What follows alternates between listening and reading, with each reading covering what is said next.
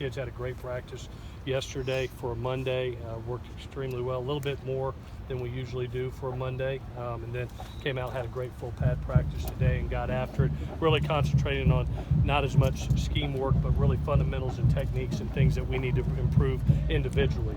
So there was a lot of individual time, some good competition and one-on-one and team run, and then some development on some of those players that are just on the edge, one snap away from being starters with injuries. So really 2 really good days. We've got another good day tomorrow, and then we'll have a meeting day on Thursday and an academic day on Friday while we go recruit as a staff.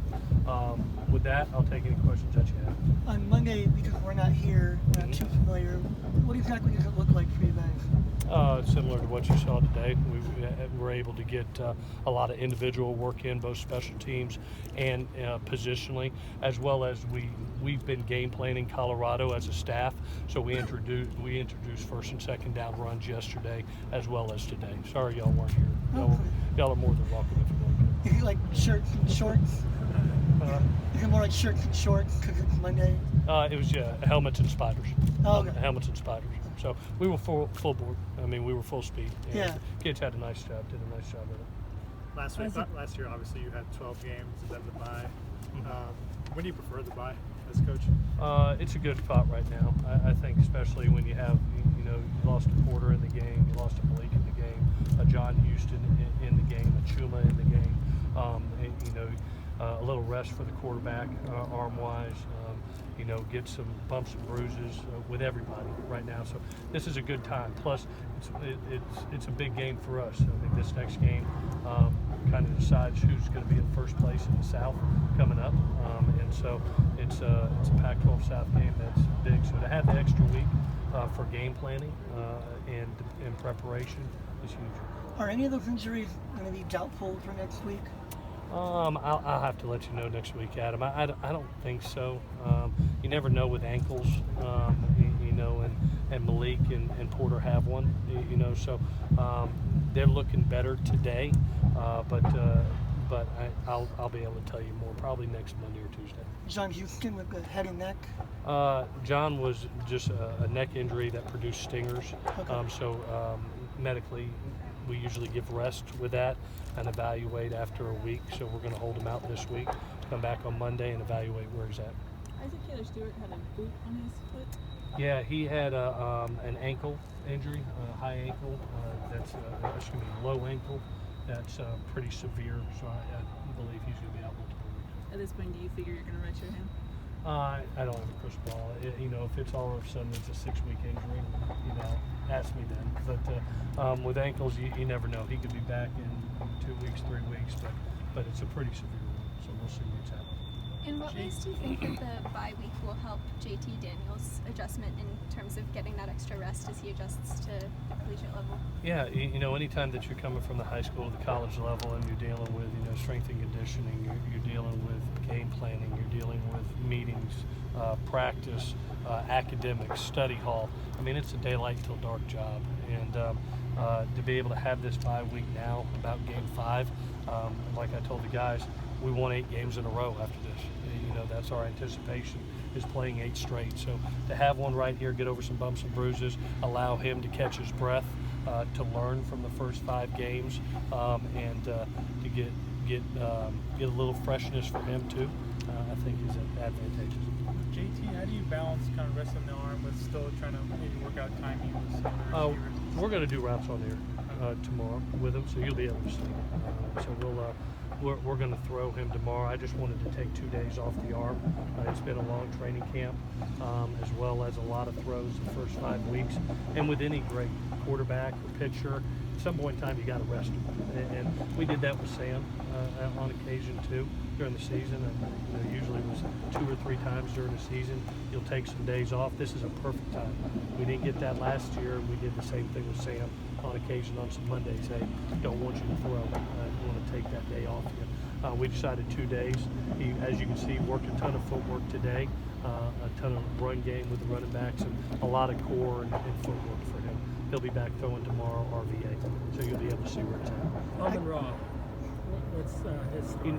He has battled, Dan, he's battled a AC sprain Okay. for multiple weeks. And it's something that we wanted to be able to rest this week. So we try to get him fully healthy. We went ahead, I think, going to do a PRP injection, which will help also heal the healing process. Such a tough kid. Have been playing with it, and you don't even see the signs of it. But to be able to get him back healthy, we felt was important. So we're resting him this week. At this point in the season, have to anticipate that Daniel Montervede would apply for a medical red shirt. You think he might play for you? You know, I don't think that's a possibility right now because of already using a red shirt year. You know, that will have to be something at the end. You know, usually after you've used a red shirt, you usually have to have 2 injuries to get a 6-year. I think the one red shirt year it has was based on the transfer. Yeah. So you know, this is a season that hopefully I'm crossing my fingers that he gets better each and every week. And my main priority for him is to be healthy and be full speed, and we're committed to that. Whether that's next week or next year, I'm committed to making sure that he's comfortable in his own body and feels good about his health. Has there been any progress with him? Yeah, he's working with Dr. Meyer each and every day. I know he's working as hard as he can to get back, and when he feels comfortable with it, he'll be back. And like I've said, with any injury, there's the medical clearance, and then there's people being comfortable. And until there's a comfort level in that player, that's when you go with it. And there's not a comfort level, so I'm not going to risk ever hurting a kid. So You mentioned comfort level. Is there at all like a mental hurdle for him, just considering how? No, I think anytime that you deal with an injury that is holds you out for a period of time, obviously there's a confidence level that comes with that. And I'll tell you what, he is a kid that works. He's the first one in every day, trying to get better. He works with Dr. Meyer out here, and I appreciate that because he's working to try to get back for his brothers. And when it's right, it's right. I saw you snapping with Toa after practice. What did you emphasize with him? Just a little bit more of just like any good snapper or passer, it always comes off the pointer finger. And even backs who's dealt with deep snappers a bunch, and Coach Callaway, we're trying to get rid of those 3 or 4 snaps that end up low. And he's working hard at it. He's worked it every day. He's got a little bit more better rotation on the ball today. We worked hard yesterday with it today, and we'll continue all the way up until the next game, pre-practice and post-practice, to where that swing is perfect. And it's like a good golfer, and hopefully that swing is just absolute perfect at the end of the day going into the next game.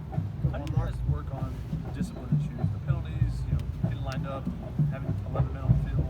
How do you guys work on that? Well, what we've done is first I addressed it as a team. I showed every penalty to our team and showed what they were. There's 3 types of penalties. There's administrative, there's fundamental and technique, and then there is the decision-making penalty. We had all 3 in there. Anytime you get in a loud spot, there's going to be times that you do have a left tackle jump off sides during a pass. So, that's going to happen, and you can live with 1 or 2. Don't want it. You try as hard as you can to get them out, but you try to get those administrative penalties out. We also, with young people, also with administrative, we had a young man come into the game and not communicate as well as needed to get the other guy off. He was able to get out of bounds, but didn't get back to the 25-yard barrier that needs to happen. That's an educational piece, and that's me. The fundamental and technique, we work extremely hard on this field. As you saw today, you saw us right from the get-go work hand placement today. That's a big point of emphasis for us this week, is where I showed it on tape to the guys, as well as brought it out here fundamentally and technique-wise, and we'll show that drill on tape tomorrow. The other part that we feel like we needed to get better at was coming to balance and change direction in tackling. We haven't missed many tackles, but when we have, that's been the case of being able to come to balance and change direction and fit up. We worked that today. The last thing that is a decision-making penalty, and like I talked with our players, that's between them and me. That's my job, is to be able to show you that and understand that if you're going to hurt our team that way, you're not going to be in the game. You can't have that type of decision and be in the game. And so we pointed it out, you know, and some of them were young players. You know, some of Talanoa just right on the sideline with a true freshman hitting a quarterback as soon as he steps out of bounds. Teaching him to be able to say, you know what, who's the most protected man on the field? You know, it's the quarterback. If it's close, you're going to get that call. It's teaching an Elijah Griffin who absolutely gives his best effort to be able to ride a man out of bounds on a punt return, understanding that when he hits the white, you have to let him go and let him come back in play. Those are things that you teach and educate young people, and if it continues to happen, then they know they'll be pulled from the game. You can't hurt your team. Does that answer your question? Thank you. All right.